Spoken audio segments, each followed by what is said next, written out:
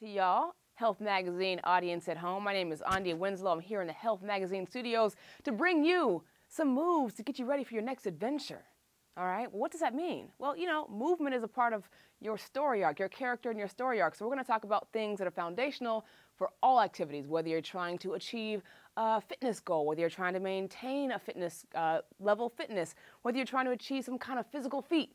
These moves will help you work on your foundational strength, mobility, and get you ready to go adventure. We're going to start from the ground up with our feet. We're going to do something called heels to toes. So I'm going to turn this way for you. You're going to stand with your feet about shoulder width apart. All right, so shoulder width apart is here. You want to find that spot. You can do a little jump, find that base of support, and you're going to keep your hips pressed forward, nice and tall from the top of your head to your tailbone.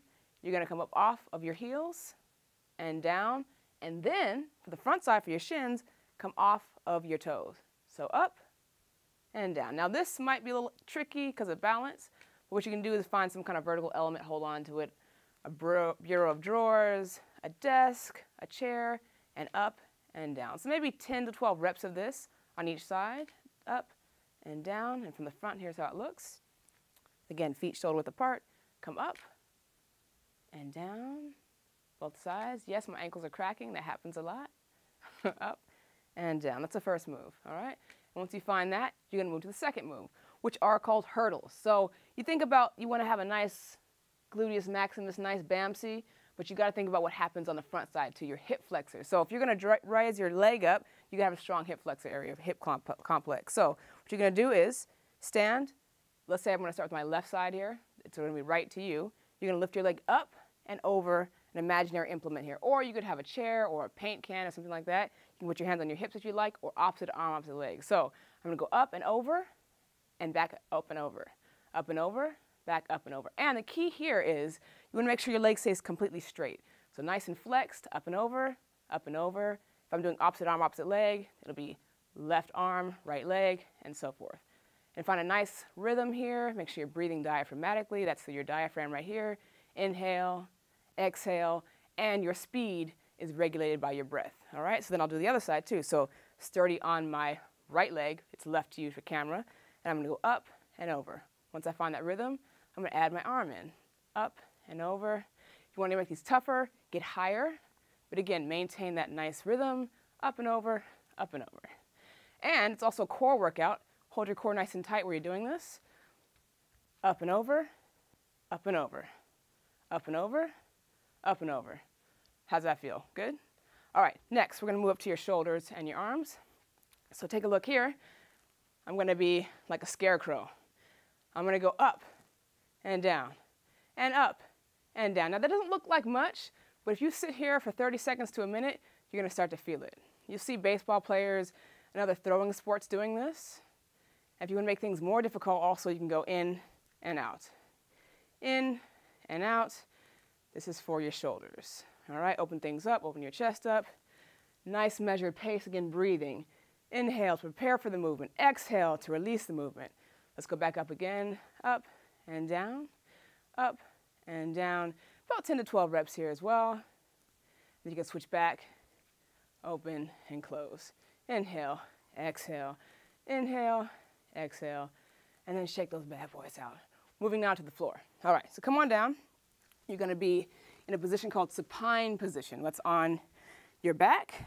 You're going to dig your heels in the ground so that you have more activation in your posterior chain. That's your glutes, that's your hamstrings, and you're going to lay down at the ground. All right. These are called hip thrusters or bridges. Hands down on the ground.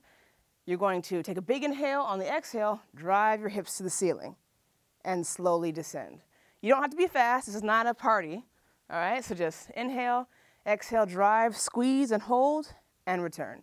For a lot of folks, squats cause problems in their knees or they feel that it will, but these are a great way to, again, activate the posterior chain without that extra stress on your knees. So inhale, prep, exhale, drive, squeeze and hold and down.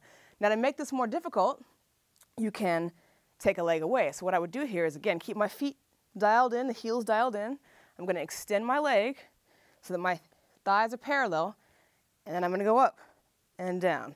Not like this. It's your actual whole hip complex coming up together as one motion. Inhale down, exhale up, And then, of course, you'd switch sides. Again, equal and opposite both sides. So now this leg is in. Extend this leg. Inhale, exhale, drive. All right? Keep that foot flex. It's called dorsiflexion. And drive. So again, 10 to 12 here. If you want to return back to base and do bilateral, both feet in the same position, you can do so. But again, unilateral, one side doing something different than the other, that's a way to add difficulty to the move. All right, you're going to flip over now onto your stomach. This is called prone position, P-R-O-N-E. That's when your stomach is down. We're going to do some push-ups. Now, push-ups are difficult for a lot of folks, but here's a way to make them more easy. Again, remember your lines from the top of your head to your tailbone, one straight line. Modified push-ups off your knees. You're going to bring your hands to about shoulder height. They're going to be wider than your chest cavity. And you're going to come down a straight line, knees into the mat, and feet flexed and legs back. You're going to go down and up. Again, your breath regulates the speed of the movement. Inhale, down, prep. Exhale, drive. You don't want to have your neck up like this. You don't want to be craning either direction. Inhale, down. Exhale, drive. All right, for those of you who are doing it traditional style, separate your feet about shoulder width apart, again, to match your legs. Inhale, down. Exhale, drive.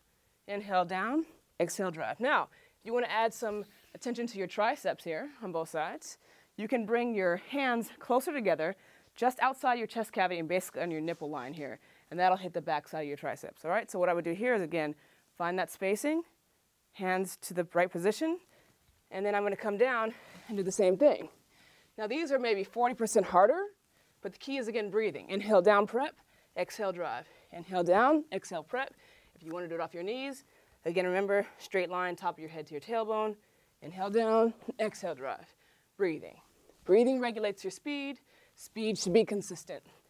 All right? Now, last move.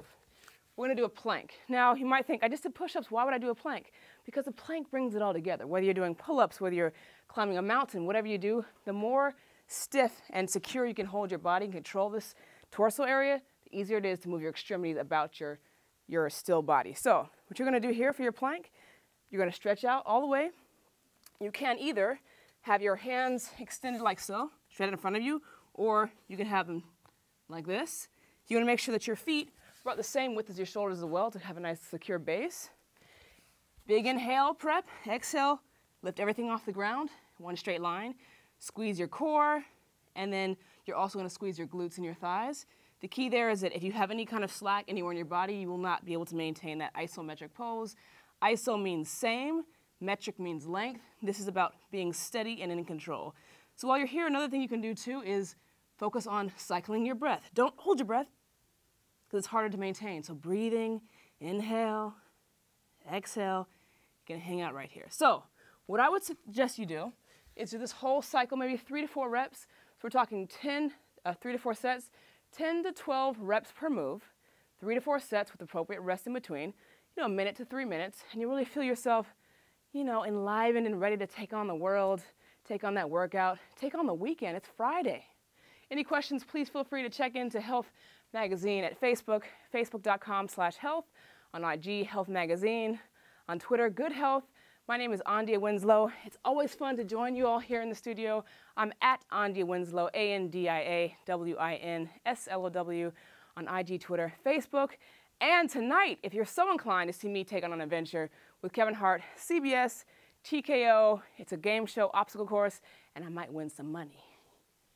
Yeah. Have a great weekend, y'all. Thanks for tuning in.